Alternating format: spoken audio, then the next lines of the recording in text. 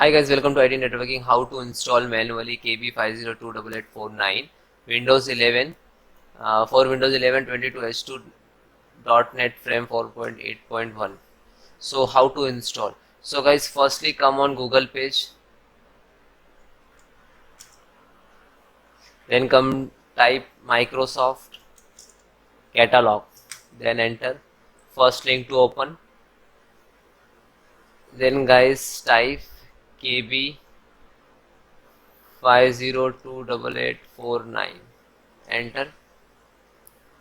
Latest, all latest, okay, 21H2, so we need 22.h2, so we can click to this one with .NET 3.0 and 4.8.1. so click to download. They show link, so click this link, automatically download from here. So this closed, and please check it down.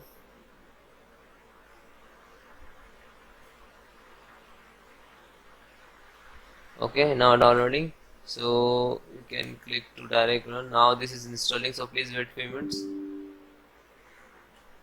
This is not capable of Windows, this is Windows 10 and I am testing downloading for Windows 11. So I giving you guide to how to install, so this way to install. Okay, have any issue please comment me, I will support you. Bye bye, take care.